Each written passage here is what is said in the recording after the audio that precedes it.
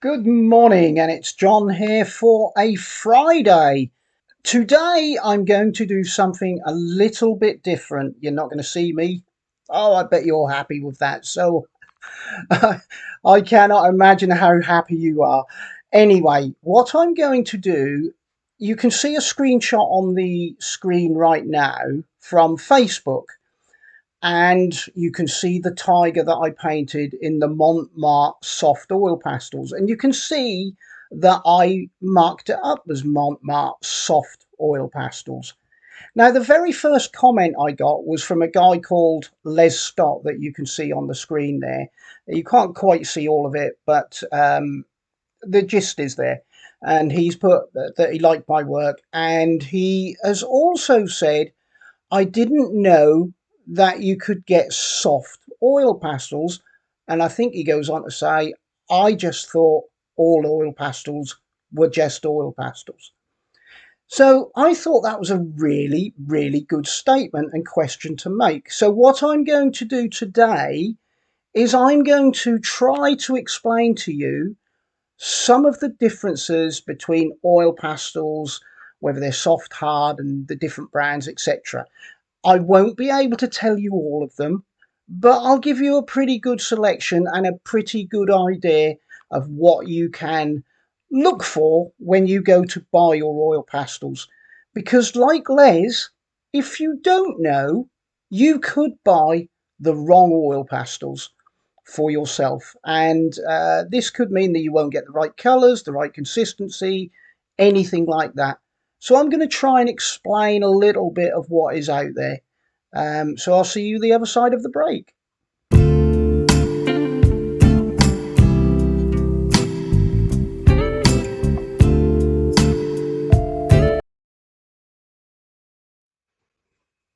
So as I said, I'm going to try to guide you towards what different types of oil pastels are out there. This is a subject that could take literally hours to discuss, and there's no way I could do that within this time frame. So what you have, and I actually, after Les's question, went to my art group and had this discussion with them, and it was very interesting. But what you have is you have student oil pastels, you have intermediates and artists and professionals. Now, all of them can be different across many different brands, as you probably all know. But you also have within that range, you have harder, firmer, and softer oil pastels. And then sometimes you do have extra soft, which are very sticky, bit like the Senneliers.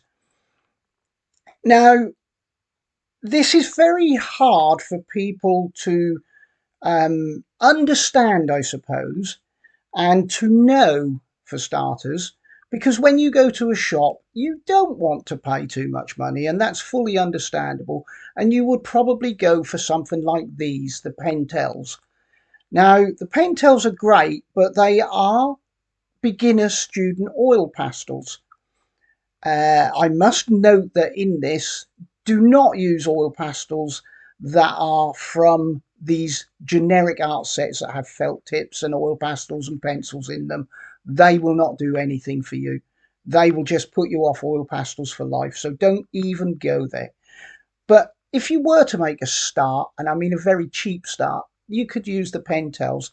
Now the Pentels are okay, and it all depends on paper you're using them on. They're probably going to be better on something like pastel mat. But the Pentels come in two grades. They come in like your student grade, and then they come in your professional grade. And within that set of oil pastels, or that compass, you also have different shapes. So without getting too complicated, you have the standard small Pentel oil pastels, cheap, fairly hard, but good to make a start with. You then have the jumbo version of those oil pastels, which are kind of the normal standard size oil pastels.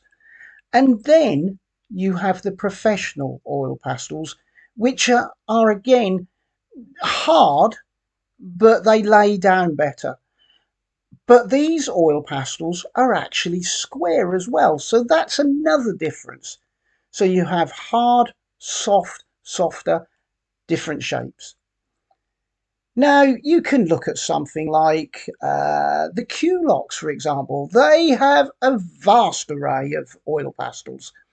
I really don't know all of them, if I'm being honest with you, but what they do have are beginners oil pastels, which are very soft in themselves and better than Pentels.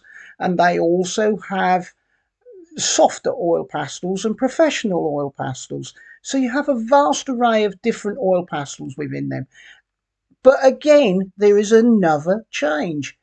Within them, you have beginners, students, soft, all that sort of. And then you also have macaron pastels, which is a completely different colour range in itself. You also have Morandi oil pastels in different brands. I'm not sure the Q-Locks do them. But you have different colour arrangements. You have an assortment colour. You then have colours that are specified towards different types of painting. So you need to take all of this into account. You need to look at the softness, the size, the price sometimes, and you need to look at what they are for. Will they have the colour range that you need? So that takes me to something like, oh, well, let's say Jazo oil pastels. Jazo oil pastels are generally soft, but again, they come in a round and a square version, and they are very good. Now, you also have water soluble oil pastels, just to throw something else into the fray.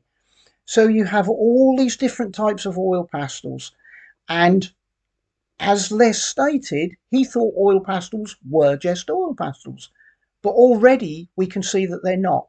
And I will come to a conclusion with this at the end. But then you have people like Caran d'Ache. Caran d'Ache only do one type of oil pastel, and that is it. And they do it in a range of, I believe, 96 colours. But they are on the firmer side of oil pastels. But they also lay down supremely. And then you have the other top range, as in Sennelier. They do, I believe, 120 in their colours, but they are so much softer. These two brands are probably around about the same sort of price. Maybe Caran d'Ache are a little bit more expensive. It is a note that Caran d'Ache now do a new wax stroke oil pastel called the Neo Art 3901 or something. I can't remember the numbers. But they are completely different again. So you have the Senneliers and the Caran d'Aches on the more expensive range.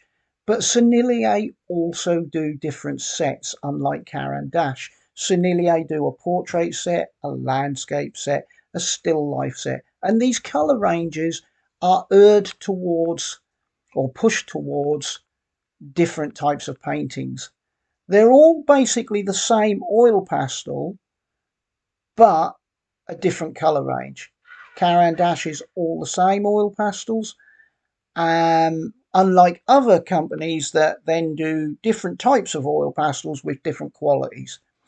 What other ones can I think of? Horwan, when they existed, they were a really good oil pastel, just one type from what I can remember, but they kind of fulfilled everything. But the oil pastel in itself as a set was kind of pushed towards floral type painting and landscape type painting. Now, in my opinion, if somebody wanted to start with oil pastels, the best set for them to get would be the Art Ecos. But now Art Ecos are even branching into different areas. And now they've started doing this. They've produced a macaron set, and they have actually made that set quite expensive. And as I said to everybody at least 6 months ago, if you start buying them, you will see the assorted packs go up in price. And that is exactly what is happening because people have been pushed towards buying something because the Art Decos are very good and very cheap. Because they've been pushed towards buying something, Art Deco are now saying, well, we might as well put the other oil pastels up because people obviously love them. And you can't blame Art Deco. But at the same time, as a consumer, maybe you shouldn't have bought them because the price would have stayed lower for the assorted pastels. And maybe the macarons may have come down. But there we are where we are. So, as I said, Art Decos are on the firmer side and they do have a good degree of softness. And at the moment, they only do assorted sets and they do a macaron set. These sets do come in different sizes, and one of the sets which I've recently bought comes in a wooden box also, because you get all this as well. So I'm not going to go on because this can get very confusing. The more brands I bring up, the more confusing it could get. So what I'm going to say is, as a conclusion, you have cheaper ones, which are generally harder, but you do have some cheaper ones that are very soft, but they may not be as pigmented. Then you go up to the dearer ones and they seem to get softer the higher they go, unless you are somebody like Horwan or Artec, like Horwan or Caran d'Ache, where their oil pastels are very firm. And in all honesty, what you choose depends on the type of painting you want to do. If you're very impasto, if you're very loose with your painting, the softer oil pastels are great. If you want more detail, you need to go for a firmer oil pastel. But you need to be aware that oil pastels, as Les said, are not just oil pastels. They are all very different. They all have very different ways of laying down, and they are all used in different colour sets for different reasons. So that's a very quick video and probably sounded quite complicated, but I tried to simplify it at the end there. And I hope that has helped somebody in their buying of oil pastels. You will find, and I have found this, I'm very detailed in my work, but I have found that the softer versions don't always help me. They spread great and they are great for bigger areas, but for my detailed work, they're not quite what I need. So I use, like the Art Decos or the Caran d'Aches. I'm actually now using the Meaden. They are kind of a mid-range. Again, you have them that are soft, but they are also having some firmness about them. So be very careful on what you buy. Don't just go out and buy anything, and don't always look for the cheapest because it will not always do you the best pictures, because sometimes it is the materials you're using and not you that is the problem. So I hope that's helped you, and I will see you in the next video, and until then, please look at my channel, please subscribe, please comment. There's probably going to be a lot of comments on this video because there are so many oil pastels out there. In fact, I have nearly all of them, but I can't go through them all. It would take far too long and be far too complicated. But please subscribe, please comment, and if you want to, please become a member. And if you really want to support the channel, you can do what they call a super thanks, which is the 3 dots underneath the video, whereby if you particularly like a video or it's particularly helped you, you could give me a little tip, which would be really great, and it would obviously help me to keep going. So anyway, I won't waffle on anymore. Whomever, wherever you are, please have a great day, a great week, and a great year, and always be kind. And I'll see you in the next video. Bye for now.